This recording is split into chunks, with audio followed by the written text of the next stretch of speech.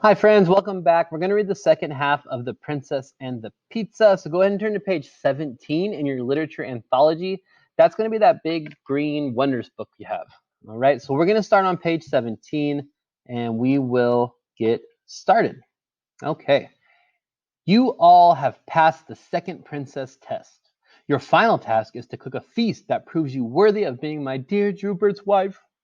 This set up a wail among the princesses, especially Paulina. For Pete's sake, you have no royal chef? Silence, said the queen. The table holds the making for 3 fine feasts. Choose well, for the winner will become my dear Drupert's bride. As Paulina started for the table, the long-haired princess tripped her, then loaded up with food. By the time Paulina got there, the 7 strange little men had run off with everything but some flour, yeast, water, 3 overripe tomatoes, and a hunk of stale cheese. Hey, that's not fair. Queen Zelda, will you help me? No, said the queen, because you have a big mouth. That is just not kind. A servant escorted Paulina to her room and locked the door. Hey, how can I cook without a bowl or spoons or pots? There was no reply. Paulina tried to make bread, kneading the flour, water, and yeast together, but it only stuck to the tray in a flattened mess. She squished the tomatoes over the dough to brighten it up. It looked awful. She sprinkled cheese gratings over the top. It was still a mess, and Paulina was exhausted. For Pete's sake, where's your fairy godmother when you need her? I'm going to take a nap. She reached under the pile of mattresses, pulled out the offending pea, and climbed into bed. She hadn't been sleeping long when there was a knock at the door. Only 20 minutes left, called Queen Zelda. I don't smell anything cooking.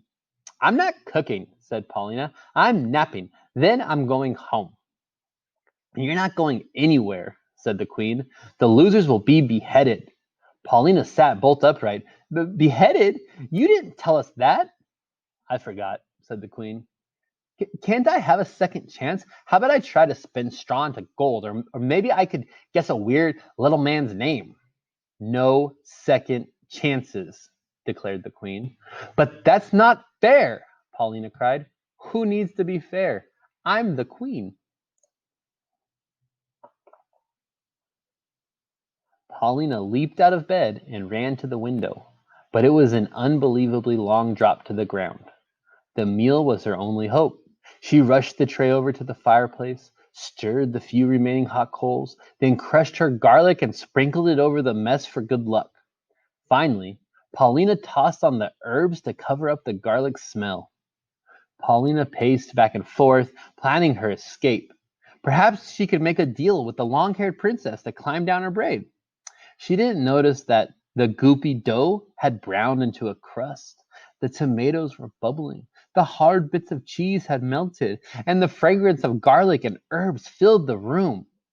A page opened the door. Time's up. Paulina took a deep breath and carried her tray into the dining room. The other princesses had made lovely feasts, especially the one who had the 7 strange little men to help her. Prince Rupert went right to Paulina's tray. It's not pretty, but it smells scrumptious. He helped himself to an unusually generous piece. What do you call this dish? Paulina shrugged. I don't know. It can't be an official entry in the contest if it doesn't have a name, said the queen. Oh, for Pete's sake, Paulina muttered. What's that? Snapped the queen. Pete's what?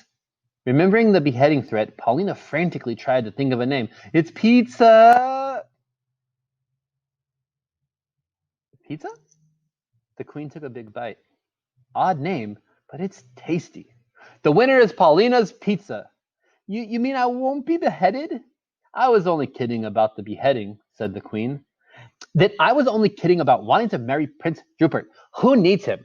I have other plans. Will you leave your recipe? Asked the queen. No way, said Paulina. It's just become a family secret. She headed for the door. I liked you best, whined the queen, following close behind. Oh, for Pete's sake, muttered Paulina as she stomped across the drawbridge. Princess Paulina's Pizza Palace had opened a few weeks later. It featured unusual, carved furniture, and 50 kinds of pizza. Every Thursday, on the royal chef's night off, Queen Zelda and Prince Rupert came to Paulina's for popcorn pineapple pizza. Really? Popcorn pineapple? They often stayed to play cards with Paulina's father.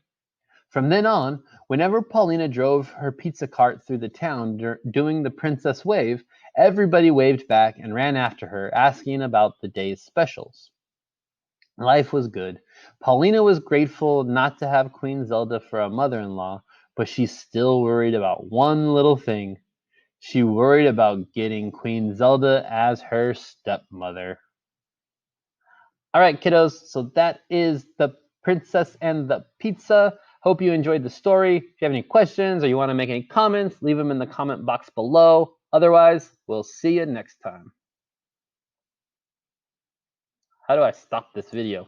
I don't even know what I'm doing.